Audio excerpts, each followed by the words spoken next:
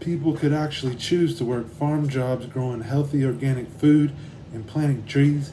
Even if they don't pay well, they'll choose these jobs because they're good for the environment. We need a government organization like the post office, the firemen, the National Park Service, at the land conservancies, or state parks. They could be called garden rangers, which would care for everyone. People can find work in a greenhouse, on the farm, in a kitchen, even watering plants. Everybody can have a task that they can do.